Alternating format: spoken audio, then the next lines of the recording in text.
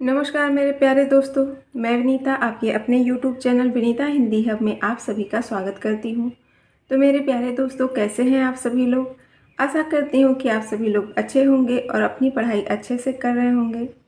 देखिए दोस्तों, आप सबको पता है कि जो TGT का एग्ज़ाम है वो उसकी परीक्षा टल चुकी है। वो अब जुलाई में होगी आपकी। तो एक हिसाब से देखा जाए तो आपको और भी मौका मिल गया है कि अपनी तैयारी को और आप बेहतर बनाएं।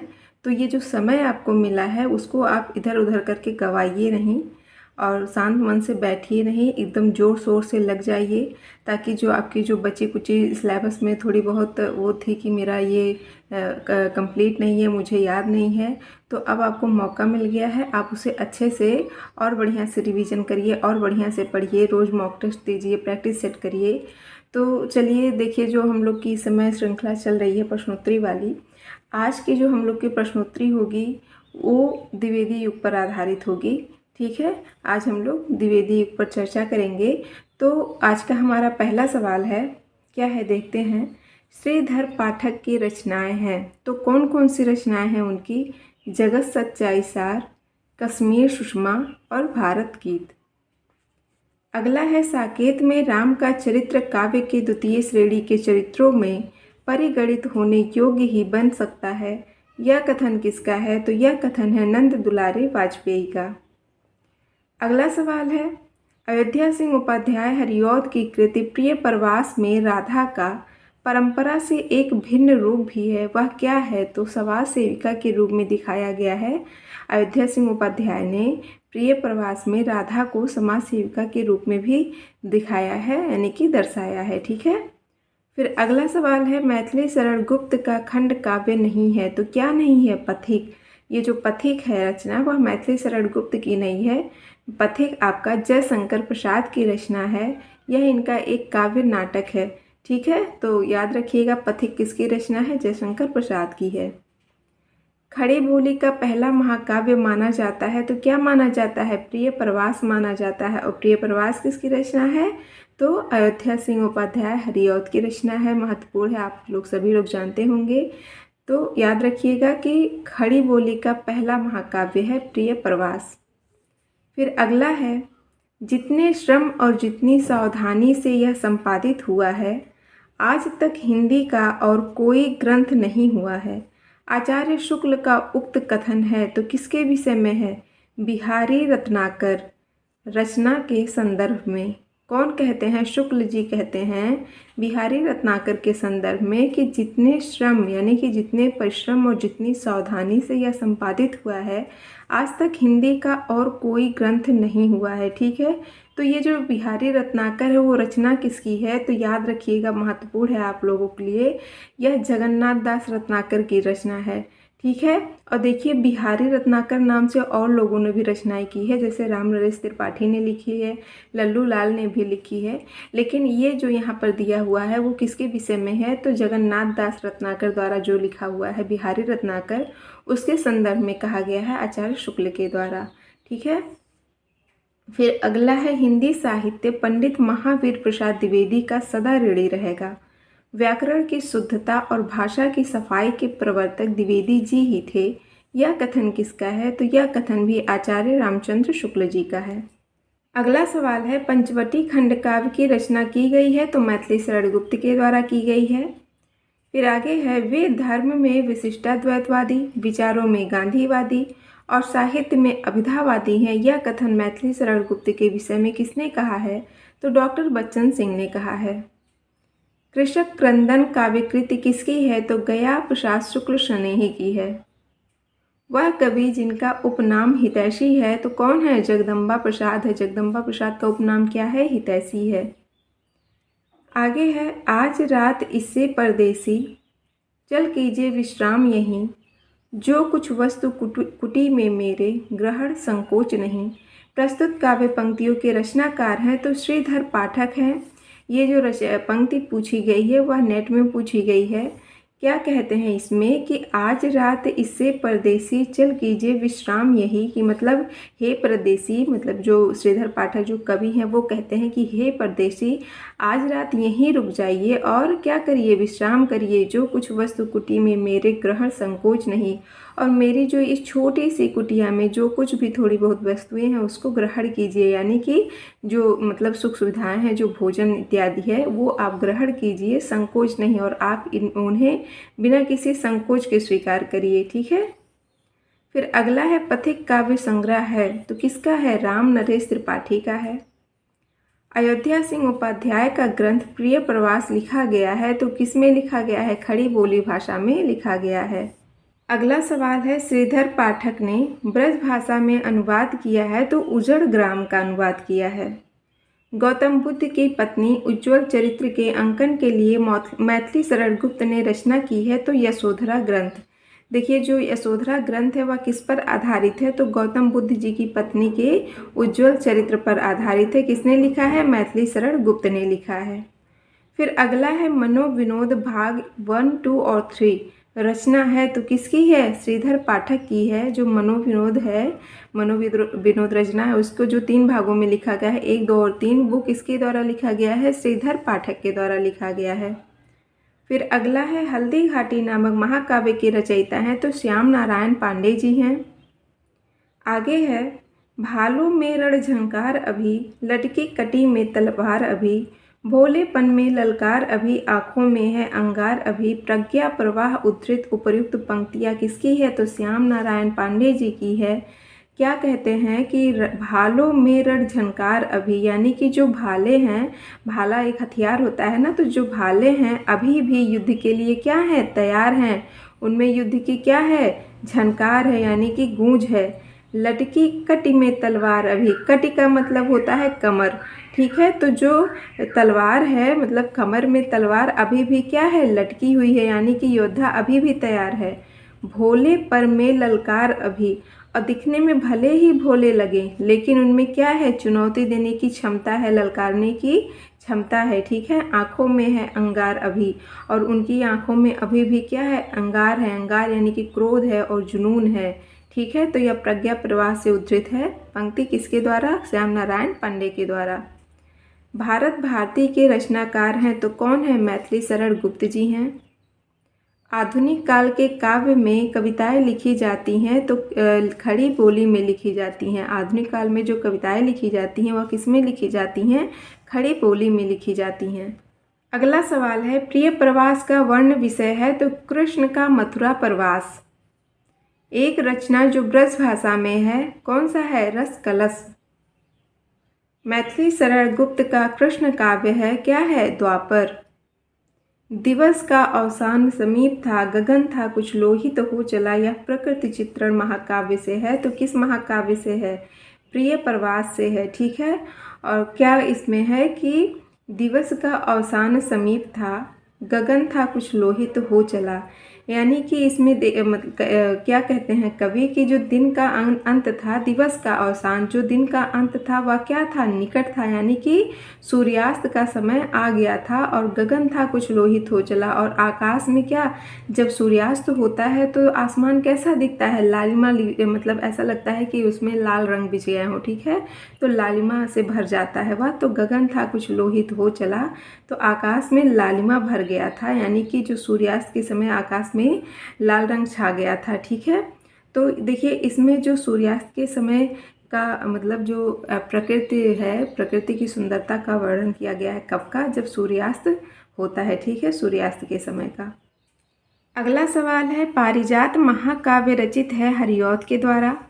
कुड़ाल गीत के रचयिता थे मैथिली शरण गुप्त। मैथिली शरण गुप्त का वह ग्रंथ जिसमें लक्ष्मण की पत्नी उर्मिला का सुंदर चरित्र वर्णन है, तो किसमें है? साकेत में है। फिर अगला है मैथिली शरण गुप्त के साहित्यिक गुरु थे पंडित महावीर प्रसाद द्विवेदी। अगला सवाल है द्विवेदी युग के कवि जिसने अपना काव्य ब्रज भाषा में लिखा था, तो कौन थे? जगन्नाथ दास रत्नाकर। जगन्नाथ दास रत्नाकर जी अपनी जो काव्य लिखते थे, रचनाएं लिखते थे, वो ब्रज भाषा में लिखते थे। हल्दी घाटी नामक प्रबंध काव्य के रचयिता कवि का नाम है श्याम नारायण पांडे। अगला है साकेत की रचना का मुख्य उद्देश्य था, तो क्या था? उर्मिला को महत्व देना। अगला सवाल है, वह कवि जिनका जन्म स्थान चिरगांव झांसी है तो वह कौन है? मैथिली शरण गुप्त जी हैं। हम कौन थे, क्या हो गए हैं और क्या होंगे अभी, आओ बिचारे आज मिलकर ये समस्याएं सभी। ये पंक्तियाँ किसकी हैं? तो मैथिली शरण गुप्त की हैं। देखिए क्या कहते हैं कि हम कौन थे, यानी कि इसमें कहने का क्या है, यहाँ अतीत के बारे में, मतलब जो मैथिली शरण गुप्त जी हमारे कवि जी हैं, वो जो हमारा जैसे भारत है, जो भारत की समृद्धि पहले थी उसके बारे में कहते हैं कि हम कौन थे, यानी कि जो हमारा अतीत था वह क्या था, और भारत एक समृद्ध सांस्कृतिक और नैतिक मूल्यों से परिपूर्ण राष्ट्र था, पहले यही था ना। फिर क्या हो गए हैं और वर्तमान में क्या हो गए हैं का मतलब है कि मतलब वर्तमान में हम अपनी उस महानता से क्या हो गए हैं, दूर हो गए हैं, और जो हमारी नैतिक और सांस्कृतिक है, मतलब सांस्कृतिक स्थिति है, वो कैसी हो रही है, पतन की ओर जा रही है। ठीक है, और क्या होंगे अभी, और जो मतलब जो अभी हमारी वर्तमान की स्थिति है उससे हम और क्या होंगे। तो क्या कहते हैं कि आओ विचारे आज मिलकर ये समस्याएं सभी। तो जो मतलब जो यदि हम इस वर्तमान स्थिति पर विचार नहीं करेंगे तो भविष्य क्या होगा, हमारा भविष्य और भी संकटमय हो जाएगा। तो वही कहते हैं कि आओ विचारे आज मिलकर ये समस्याएं सभी। तो सभी मतलब कवि हम सब को एकजुट होकर इन समस्याओं पर विचार करने और उसके समाधान को खोजने के लिए कहते हैं। ठीक है, फिर अगला है, आचार्य महावीर प्रसाद द्विवेदी के संबंध में सही कथन है तो क्या है? खड़ी बोली का परिष्कार किया। किसने किया? आचार्य महावीर प्रसाद द्विवेदी ने खड़ी बोली का परिष्कार किया। समालोचना दर्श के शीर्षक से एस्से ऑन क्रिटिसिज्म का अनुवाद किया। किसने किया था? जगन्नाथ दास रत्नाकर ने। याद रखिएगा कि समालोचना दर्श के शीर्षक से एस्से ऑन क्रिटिसिज्म का अनुवाद किसने किया था? तो जगन्नाथ दास रत्नाकर ने किया था। फिर अगला है, हरिऔध के प्रिय प्रवास महाकाव्य में सर्गों की संख्या कितनी है? तो 17 है। प्रेम शतक के रचनाकार हैं तो कौन है? वियोगी हरि हैं। नूरजहां प्रबंध काव्य के रचयिता कौन है? तो गुरु भक्त सिंह हैं। ब्रजभाषा के प्रसिद्ध कवि जगन्नाथ दास के साथ उपाधि जुड़ी है तो क्या जुड़ी है? रत्नाकर जुड़ी है। यूपीटीजीटी में पूछा गया सवाल है, जगन्नाथ दास के साथ उपाधि जो जुड़ी है उसका नाम क्या है? रत्नाकर है। अगला सवाल है, गोल्ड स्मिथ के कृति ट्रेवलर का अनुवाद किया है तो किसने किया है? श्रीधर पाठक ने किया है। क्या है जो गोल्ड स्मिथ के द्वारा लिखा गया कृति है, रचना है, क्या है? ट्रेवलर। तो उसका अनुवाद किसने किया? श्रीधर पाठक ने किया। त्रिशूल उपनाम किसका है? तो गया प्रसाद शुक्ल सनेही का है। देखिए जो गया प्रसाद शुक्ल है, एक तो उनका सनेही है और दूसरा क्या है? त्रिशूल है। उपनाम इनका महत्वपूर्ण है, याद रखिएगा। ब्रज कोकिल के नाम से प्रसिद्ध कवि हैं तो कौन है? सत्यनारायण कविरत्न। उद्धव शतक में छंद हैं तो कितने हैं? 116। ठीक है, और उद्धव शतक रचना किसकी है? तो जगन्नाथ दास रत्नाकर की है। आचार्य शुक्ल के अनुसार स्वच्छंदतावाद के प्रवर्तक हैं तो कौन है? श्रीधर पाठक हैं। स्वच्छंदतावाद के प्रवर्तक श्रीधर पाठक को मानते हैं कौन? आचार्य रामचंद्र शुक्ल जी। हल्दी घाटी वीर रस प्रधान प्रबंध काव्य है श्याम नारायण पांडे का। सतसईकार कवि हैं वियोगी हरि। जगन्नाथ दास रत्नाकर की कृति है तो क्या है? उद्धव शतक है, और उद्धव शतक में छंद कितने हैं? 116 हैं। ब्रजभाषा आधुनिक कालीन प्रसिद्ध कवि कौन है? तो जगन्नाथ दास रत्नाकर हैं। अयोध्या सिंह उपाध्याय हरिऔध का काव्य ग्रंथ है पद्य प्रसून।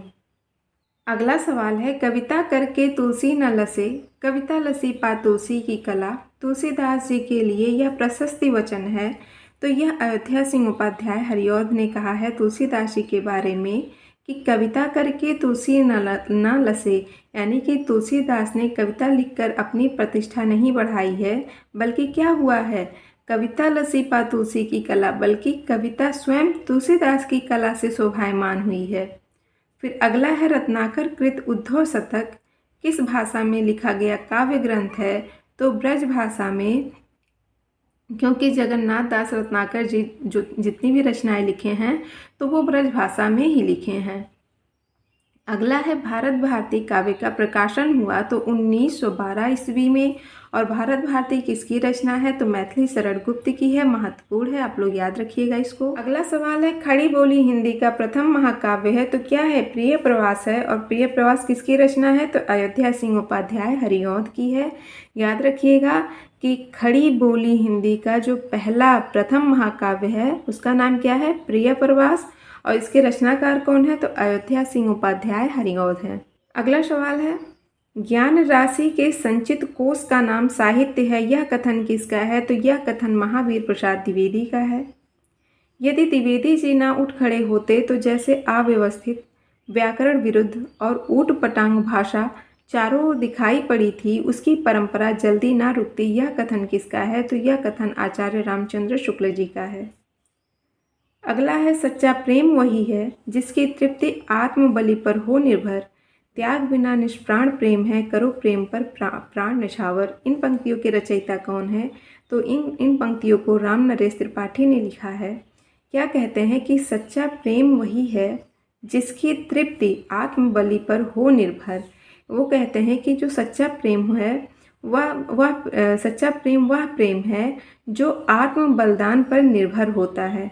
त्याग बिना निष्प्राण प्रेम है, करो प्रेम पर प्राण निछावर। त्याग के बिना जो प्रेम है वो कैसा होता है? निष्प्राण हो जाता है। तो सच्चे प्रेम में आपको प्रेम के लिए क्या करना पड़ता है? अपने प्राण निछावर कर देने चाहिए। ये पंक्ति किसकी है? राम नरेश त्रिपाठी की है। मैथिली शरण गुप्त कृत यशोधरा की विधा है तो क्या है? चंपू काव्य है। चंपू काव्य जो होता है वो होता है आपका गद्य और पद्य मिश्रित काव्य। ठीक है, याद रखिएगा। कभी कभी ये भी सवाल आता है कि चंपू काव्य किसे कहते हैं, तो महत्वपूर्ण है, इसलिए याद रखिएगा कि जो गद्य और पद्य मिश्रित काव्य लिखे जाते हैं, जो गद्य काव्य मिश्रित रचनाएं होती हैं, उन्हीं को हम चंपू काव्य कहते हैं।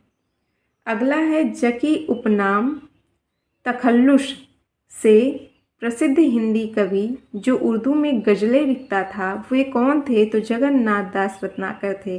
देखिए, जकी इनका उपनाम है। जगन्नाथ दास रत्नाकर जब अपनी गज़लें लिखते थे तो उसके लिए किस किस उपनाम का प्रयोग करते थे? जकी क्या है और इसका उर्दू में क्या नाम है?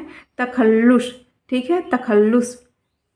फिर आगे है उठ जाग मुसाफिर भोर भई अब रैन कहाँ जो सोवत है, अवधि सम्राट कवि की रचना है तो किसकी है? वंशीधर शुक्ल की है। ठीक है, क्या है इसमें? क्या कहते हैं कि उठ जाग मुसाफिर भोर भई अब रैन कहाँ जो सोवत है, कि हे मुसाफिर अब तो प्रातः मतलब सुबह हो गई है, अब तो जाग जाओ, अब रैन कहाँ यानी कि अब रात्रि कहाँ है, रात्रि बीत चुकी है। अगला सवाल है डॉक्टर रसाल का ब्रज भाषा काव्य है तो क्या है? उद्धव शतक। रसाल किसका उपनाम है? तो जगन्नाथ दास रत्नाकर का है। उद्धव शतक उन्हीं की रचना है। फिर है धाराधर धावन शीर्षक से कालिदास के मेघदूत का अत्यंत सरल पद्यबंध अनुवाद किया है। किसने किया है? राय देवी प्रसाद पूर्ण ने किया है। धाराधर धावन शीर्षक से कालिदास का जो मेघदूत है उसका बहुत ही सरल पद्यबद्ध अनुवाद किसने किया है? तो राय देवी प्रसाद पूर्ण ने किया है। अगला है कविता प्रभावशाली रचना है जो पाठक या श्रोता के मन पर आनंददायी प्रभाव डालती है। काव्य के संबंध में यह विचार किसके हैं? तो यह विचार आपके आचार्य महावीर प्रसाद द्विवेदी के हैं। फिर अगला है राम तुम्हारा चरित स्वयं ही काव्य है, कोई कवि बन जाए सहज संभाव्य है। यह कथन किसका है? तो यह कथन मैथिली शरण गुप्त का है। क्या कहते हैं गुप्त जी कि राम तुम्हारा चरित स्वयं ही काव्य है, यानी कि हे राम आपका जो चरित्र है वो इतना महान है कि वह स्वयं ही क्या है? काव्य है। कोई कवि बन जाए सहज संभाव है, और जो भी राम के चरित्र से प्रभावित होगा उसे कवि बनने की आवश्यकता नहीं है। यह जो कथन दिया है वह साकेत से लिया गया है। फिर अगला सवाल है वह प्रबंध काव्य जिसकी रचना इस उद्देश्य से हुई है कि उर्मिला काव्य की उपेक्षिता ना रह जाए, तो वह है साकेत। अगला सवाल है हिंदी के व्याकरण की शुद्धता और भाषा की सफाई का प्रवर्तक माना जाता है तो किसे माना जाता है? महावीर प्रसाद द्विवेदी को। एकांतवासी योगी के रचयिता हैं श्रीधर पाठक। द्विवेदी युग में समस्या पूर्ति का केंद्र था तो क्या था? कानपुर। देखिए, क्या कानपुर को समस्या पूर्ति का केंद्र क्यों माना गया है द्विवेदी युग के लिए? तो देखिए, जो कानपुर है द्विवेदी युग में हिंदी साहित्य के विकास के लिए एक महत्वपूर्ण केंद्र था, ठीक है। और इसे मतलब समस्या पूर्ति का केंद्र माना जाता था क्योंकि यहाँ पर कई साहित्यिक पत्रिकाएं और प्रकाशन घर थे और मतलब बहुत सारे क्या थे, शैक्षणिक संस्थान थे जो हिंदी साहित्य के विकास में बहुत ही महत्वपूर्ण भूमिका निभा रही थी। इसीलिए कानपुर को क्या माना गया है? हिंदी साहित्य के लिए समस्या पूर्ति केंद्र माना गया है, ठीक है। फिर अगला है, कवि सम्राट की उपाधि दी गई थी तो अयोध्या सिंह उपाध्याय हरिऔध को दी गई थी। गोल्ड स्मिथ कृत हर्मिट तथा डेजर्टेड विलेज का हिंदी अनुवाद किया तो किसने किया था? श्रीधर पाठक ने किया था। गोल्ड स्मिथ के द्वारा जो लिखा गया रचना है हर्मिट तथा डेजर्टेड विलेज का हिंदी अनुवाद किसने किया था? श्रीधर पाठक ने किया था। महत्वपूर्ण है, याद रखिएगा। हिंदी में स्वच्छंदता शब्द का सर्वप्रथम प्रयोग किया तो मुकुटधर पांडे ने किया था। वह साहित्यकार जिसने राष्ट्र या मातृभूमि को सगुण मूर्ति सर्वेश की कहकर इसकी वंदना की है तो किसने की है? मैथिली शरण गुप्त ने की है। किसने सबसे पहले सगुण मूर्ति सर्वेश कहकर मातृभूमि की वंदना किसने की थी? तो मैथिली शरण गुप्त ने की थी। अगला सवाल है, चींटी से लेकर हाथी पर्यंत, पशु, भिक्षु से लेकर राजा पर्यंत मनुष्य, बिंदु से लेकर समुद्र पर्यंत जल, अनंत आकाश, अनंत पृथ्वी, अनंत पर्वत सभी पर कविता हो सकती है, यह किसका कथन है? तो महावीर प्रसाद द्विवेदी का कथन है। अगला है, हरिऔध कृत वह महाकाव्य जिसमें संस्कृत छंदों का प्रयोग हुआ है तो प्रिय प्रवास है। वह कवि जिसको राष्ट्र कवि की उपाधि मिली है मैथिली शरण गुप्त को मिली है। द्विवेदी युग को जागरण काल कहा है किसने? डॉक्टर नगेंद्र ने कहा है। दिवस का अवसान समीप था, गगन था कुछ लोहित हो चला, पंक्तियाँ किसकी है? तो अयोध्या सिंह उपाध्याय हरिऔध की है। मैंने पहले भी आप लोग को इसका अर्थ बताया है। क्या था? दिवस का अवसान समीप था कि मतलब जो दिन था उसका अवसान यानी कि सूर्यास्त होने वाला था। तो जब सूर्यास्त होता है तो वो कैसा दिखता है? जो आसमान में पूरी लालिमा छा जाती है। तो यहाँ पर मतलब जो आसमान में लालिमा छाती है उसकी प्रकृति कितनी सुंदर मतलब प्राकृतिक चित्रण दिया है कि कितना सुंदर लगता है, ठीक है, उसके बारे में दिया हुआ है।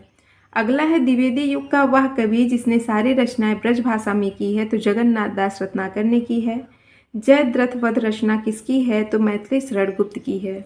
अगला सवाल है, माइकेल मधुसूदन दत्त कृत मेघनाथ वध का हिंदी अनुवाद किसने किया? तो मैथिली शरण गुप्त ने किया। काव्य मंजूषा के रचयिता हैं महावीर प्रसाद द्विवेदी। मैथिली शरण गुप्त की रचना नहीं है तो क्या नहीं है? प्रिय प्रवास। प्रिय प्रवास किसकी रचना है? अयोध्या सिंह उपाध्याय की रचना है जो कि खड़ी बोली हिंदी का पहला क्या है? महाकाव्य है। और मैथिली शरण गुप्त की रचना नहीं है तो क्या नहीं है? प्रेम पथिक नहीं है। प्रेम पथिक किसकी है? आपका जयशंकर प्रसाद की है, लघु काव्य है इनका। शुक्ल जी के अनुसार मैथिली शरण गुप्त हैं तो क्या है? सामंजस्यवादी कवि हैं। अगला है, गुप्त जी वास्तव में सामंजस्यवादी कवि हैं। प्रतिक्रिया का प्रदर्शन करने वाले अथवा मद में झूमने या झीमने वाले कवि नहीं है। मैथिली शरण गुप्त पर यह मंतव्य किसका है? तो आचार्य रामचंद्र शुक्ल का है। ये जो कथन पूछा गया है वो आपके KVS PGT में पूछा गया सवाल है। मैथिली शरण गुप्त की रचनाओं में से अनुदित है, मौलिक नहीं, मेघनाथ वध। जो मेघनाथ वध मैथिली शरण गुप्त की रचना है वह क्या है? अनुदित ग्रंथ है, ठीक है। अगला सवाल है, मेरे चपल यौवन बाल अचल अंचल में पड़ा सो मचल कर मत साल, ये रचित है तो किसके द्वारा? मैथिली शरण गुप्त के द्वारा लिखा गया है। कहाँ से? मैथिली शरण गुप्त ने साकेत में लिखा है। 9वें सर्ग से ये पंक्ति ली गई है। क्या है? मेरे चपल यौवन बाल अचल अंचल में पड़ा सो मचल कर मसाल। इन पंक्तियों का मतलब क्या है कि जो उर्मिला है, उर्मिला के बारे में ही ना कहा गया है इसमें, मतलब मैथिली शरण गुप्त ने उर्मिला का वर्णन करके इसमें किया है साकेत में। तो वो क्या कहती हैं? उर्मिला जो अपने भीतर के युवा अवस्था के जोश और जो आकांक्षाएं हैं उनको शांत करते हुए कहती हैं कि मेरा जो चंचल यौवन जो अब गृहस्थ जीवन में स्थिर हो चुका है ठीक है, स्थिर हो चुका है, यानी कि विश्राम पा चुका है। वो ये सोच लिया है कि हाँ, अब मेरा जीवन जो है गृहस्थ जीवन में ही बीतेगा। तो उसे व्यर्थ ही अपने मन को समझाते हुए कहती हैं कि उसे अब व्यर्थ ही उत्तेजित मत करो। वह संयम, त्याग और धैर्य का क्या बन चुका है, प्रतीक बन चुका है। जीवन में आए धैर्य को वह बिखरने नहीं देना चाहती हैं। कौन? उर्मिला। इसलिए वह अपने मन को, अपने मन के भीतर में जो उनकी युवावस्था वाली वो है, जो मतलब फीलिंग्स कह सकते हैं, उसको वो समझाती हैं कि मेरा गृहस्थ जीवन अब स्थिर हो चुका है, तो तुम उसे उत्तेजित मत करो। ठीक है। फिर अगला है, मधुप उपनाम से काव्यानुवाद करने वाले कवि कौन है? तो मैथिली शरण गुप्त हैं। मैथिली शरण गुप्त का उपनाम क्या है? मधुप। फिर अगला है, द्विवेदी युगीन कविता की मुख्य प्रवृत्तियां हैं, तो क्या है? समाज सुधार और इतिवृत्तात्मकता है। हिंदी में ऋतुसंहार के रचयिता कौन है? तो श्रीधर पाठक हैं। द्विवेदी युग नामकरण किया गया है, तो किसके नाम पर किया गया है? महावीर प्रसाद द्विवेदी के नाम पर किया गया है। ठीक है, द्विवेदी युग महावीर प्रसाद द्विवेदी के नाम पर किया गया है। जगत सच्चाई सार कविता के रचयिता कौन है? तो श्रीधर पाठक हैं। हिंदी में स्वच्छंदतावाद का कवि किसे कहा जाता है? तो श्रीधर पाठक को कहा जाता है। अगला सवाल है, द्विवेदी युग का वह साहित्यकार जिन्हें कविता कामिनीकांत, भारतेंदु, प्रज्ञेंदु, साहित्य सुधाकर उपाधियों से विभूषित किया गया था, तो वे कौन थे? नाथूराम शर्मा शंकर थे। देखिए, द्विवेदी युग के ये साहित्यकार हैं जिन्हें किन किन उपाधियों से विभूषित किया गया था। तो देखिए, कविता कामिनीकांत, भारतेंदु, प्रज्ञेंदु, साहित्य सुधाकर, इन सब उपाधियों से किसे विभूषित किया गया था? तो नाथूराम शर्मा शंकर को। यह भी KVS PGT में पूछा गया सवाल है। अगला है, मैथिली शरण गुप्त की काव्य रचना नहीं है, तो क्या नहीं है?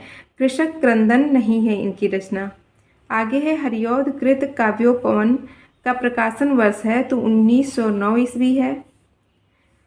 यहाँ दिया है कि मतलब किस युग के साहित्य को हम सरस्वती और इंदु में जिस प्रयोगात्मक रूप में देखते हैं वही उस साहित्य का असली रूप है, तो वह कौन सा युग है? द्विवेदी युग है।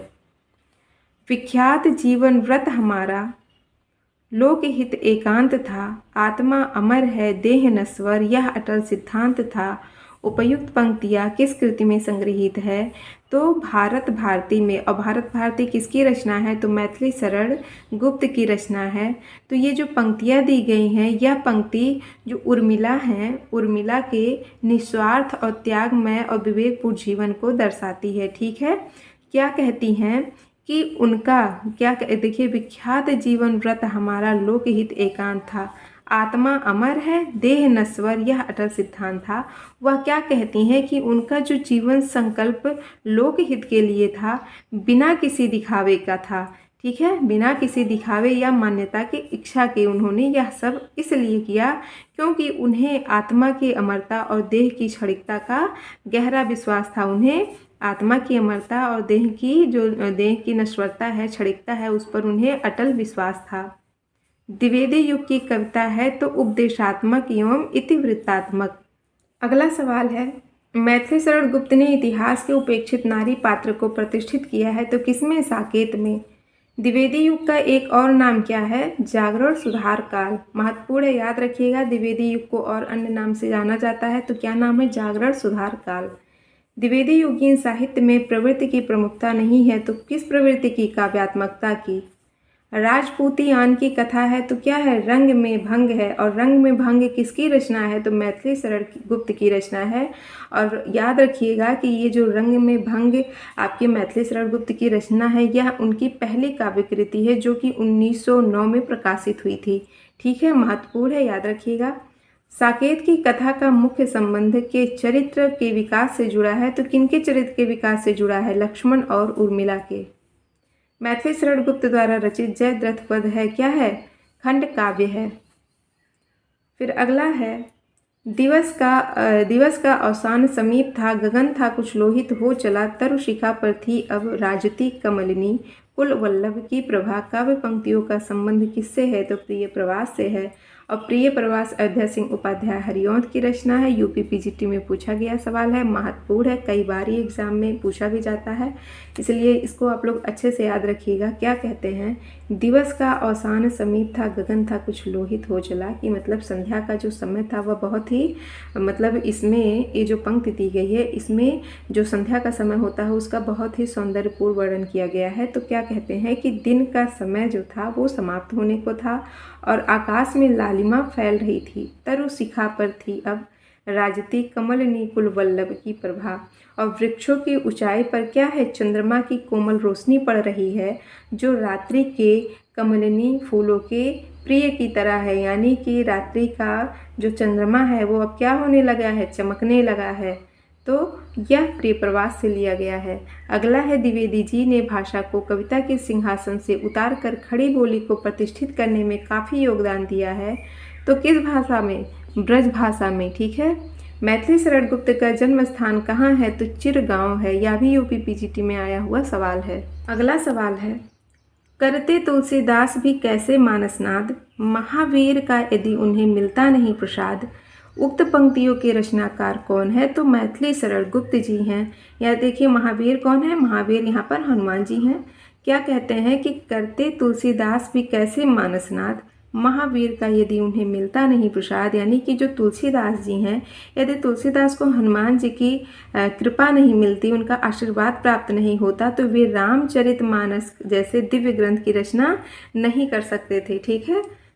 फिर अगला है, वैदेही वनवास के लेखक हैं तो अयोध्या सिंह उपाध्याय हैं। द्विवेदी युग के कवि हैं गया प्रसाद शुक्ल सनेही। द्विवेदी युग के सर्वश्रेष्ठ प्रगीतकार माने जाते हैं तो मुकुटधर पांडे माने जाते हैं। रस कलश रचना किसकी है, तो अयोध्या सिंह उपाध्याय हरिऔंध की है। यह नेट में पूछा गया सवाल है, रस कलश रचना किसकी है, तो अयोध्या सिंह उपाध्याय हरिऔंध की है। मैथिली शरण गुप्त की प्रतिभा का विकास सर्वाधिक साहित्य रूप में देखने को मिला, तो किस रूप में, प्रबंध कार्य के रूप में देखने को मिला। फिर अगला है, रंग में भंग नामक काव्य कृति के रचयिता कौन है, तो मैथिली शरण गुप्त है। मैंने पहले भी बताया कि यह इनकी पहली काव्य कृति है जो कि 1909 ईस्वी में प्रकाशित हुई थी। फिर अगला है, साकेत महाकाव्य का सर्वाधिक मार्मिक सर्ग है, तो कौन सा है, नवम सर्ग है। यह यूपी टीजीटी में पूछा गया सवाल है। अगला सवाल है, अयोध्या सिंह उपाध्याय हरिऔंध द्वारा लिखित काव्य ग्रंथ है तो कौन सा है, चोखे चौपदे। द्विवेदी युग के संपूर्णता प्रतिनिधि कवि हैं मैथिली शरण गुप्त। देखिए ये जितने भी सवाल हैं ये सब टीजीटी में पूछा गया सवाल है। अगला है, भारत भारती में भावना की रूपरेखा प्रस्तुत है तो क्या, राष्ट्रीय भावना। रत्नाकर कृत गंगावतरण लिखा गया है तो रोला छंद में लिखा गया है। अगला है, भक्ति काल में गृहस्थ जीवन का जैसा सुंदर चित्रण सूरदास में मिलता है वैसा ही आधुनिक काल के किस कवि में यह मिलता है, तो मैथिली शरण गुप्त में मिलता है, ठीक है। यह भी टीजीटी में आया हुआ सवाल है। हिंदी भाषा के मानकीकरण की दृष्टि से सर्वाधिक महत्वपूर्ण युग कौन सा था, तो द्विवेदी युग। हिंदी भाषा की मानकीकरण की दृष्टि से जो सबसे महत्वपूर्ण युग था वह था द्विवेदी युग। किसान के रचनाकार हैं तो मैथिली शरण गुप्त हैं। साकेत में कितने सर्ग हैं, तो 12 सर्ग हैं। अगला सवाल है, क्षत्रिय उठो अब तो कुयस की कालिमा को मेट दो, निज देश को जीवन सहित तन मन तथा धन भेंट दो। वैश्यों सुनो व्यापार सारा मिट चुका है देश का, सब धन विदेशी हर रहे हैं, पार है क्या क्लेश का। उपर्युक्त काव्य पंक्तियों के रचनाकार कौन है, तो मैथिली शरण गुप्त हैं। यह नेट में आया हुआ सवाल है।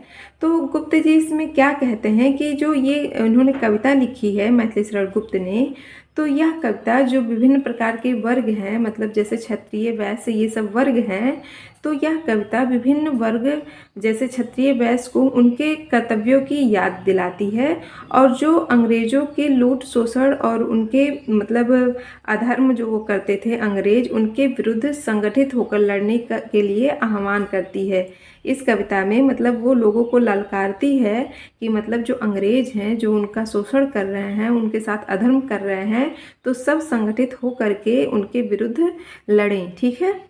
फिर अगला है, प्रिय की सुधि सी ये सरिताएं, ये कानन कांतार सुसज्जित, मैं तो नहीं किंतु है मेरा हृदय किसी प्रियतम से परिचित, जिसके प्रेम पत्र आते हैं प्रायः सुख संवाद सन्निहित। उपर्युक्त काव्य पंक्तियाँ हैं तो किसकी है? राम नरेश त्रिपाठी की। कवि क्या कहता है कि प्रिय की सुध सी ये सरिताएं, मतलब ये जो सुंदर संजीली नदियां हैं, ये कानन कांतार सुसज्जित, कानन में वन होता है, कानन का मतलब, तो कहते हैं कि यह जो सुंदर नदियां है, सजीली नदियां है, ये कानन कांतार सुसज्जित ये वन और प्रकृति मुझे किसी प्रिय की स्मृति दिलाते हैं। तो मैं तो नहीं, किंतु है मेरा हृदय किसी प्रियतम से परिचित। मैं तो स्वयं इस प्रियतम से प्रत्यक्ष नहीं हूँ, पर मेरा हृदय उस प्रिय से क्या है? परिचित है। यानी कि मैं तो प्रत्यक्ष रूप से उस प्रियतम को नहीं जानती हूँ, मैंने प्रत्यक्ष रूप से उसे नहीं देखा है, लेकिन जो मेरा हृदय है उस प्रियतम से, उस प्रिय से परिचित है, जिसके प्रेम पत्र आते हैं प्रायः सुख संवाद सन्निहित। क्योंकि उसके जो प्रेम पत्र हैं वो मुझे अक्सर मिलते रहते हैं, मतलब उसका जो प्रेम पत्र मेरे लिए अक्सर आता रहता है, जिनमें क्या लिखा रहता है? जिनमें सुखद समाचार, आशा और प्रेम का अनुभव छिपा रहता है। ठीक है, तो देखिए ये जो पंक्तियाँ हैं, इसमें जैसे आपका प्रकृति या परमात्मा या उसके आत्मिक प्रेम का के प्रतीक के बारे में दिखाया गया है, मतलब यहाँ आत्मा परमात्मा की बातें हो रही हैं। ठीक है, अगला सवाल है, हिंदी के मानकीकृत स्वरूप पर सबसे पहले विधिवत विचार किसने किया? तो आचार्य महावीर प्रसाद द्विवेदी ने किया।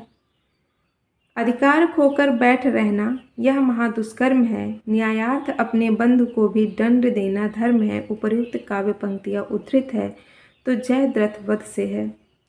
अधिकार खोकर बैठ रहना यह महादुष्कर्म है। तो इसमें देखिए क्या कहते हैं कि मतलब यदि तुम अन्याय सहते हो, ठीक है, अधिकार खोकर बैठे रहना यानी कि तुम अपने अधिकार को खो करके यदि तुम अन्याय सहते हो और अपने अधिकार के लिए खड़े नहीं होते हो तो यह महादुष्कर्म है। तो यह क्या है? यह कमजोरी नहीं, यह एक घोर अधर्म है। ठीक है, न्यायार्थ अपने बंधु को भी दंड देना धर्म है। यदि मतलब यदि कोई न्याय की राह में कोई अपने हो, मतलब जो अपने बाधा बने, तो वह भी उचित है दंड देना धर्म के लिए, क्योंकि धर्म और न्याय के बिना रिश्ते, मतलब जो धर्म और न्याय है वो किसी रिश्तेदार से परे होते हैं। ठीक है, तो कोई अगर अपना भी आपके धर्म के रास्ते में बाधा बनता है तो उसे भी दंड देना क्या है? धर्म है। अगला है, हम कौन थे, क्या हो गए हैं और क्या होंगे अभी, आओ बिचारे आज मिलकर ये समस्याएं सभी। उपर्युक्त काव्य पंक्तियाँ किसकी है? तो मैथिली शरण गुप्त की है। मैंने पहले भी बताया है कि मतलब जो वर्तमान स्थिति हम लोगों की है उस पर इन्होंने क्या किया है? कटाक्ष किया है कि अगर हम अपनी वर्तमान स्थितियाँ नहीं बदलेंगे तो हमारी स्थिति और भी बुरी हो सकती है। ठीक है, तो ये हमारा आज का अंतिम सवाल था। तो इसी के साथ हमारी जो द्विवेदी युग पर आधारित विगत वर्षों में पूछी गई प्रश्नोत्तरी थी वो समाप्त होती है। अब इसके कल के क्लास में हम बात करेंगे किस पर? छायावाद पर आधारित प्रश्नोत्तरी की चर्चा होगी अगले क्लास में। ठीक है, तो तब तक के लिए मुझे आज्ञा दीजिए। धन्यवाद।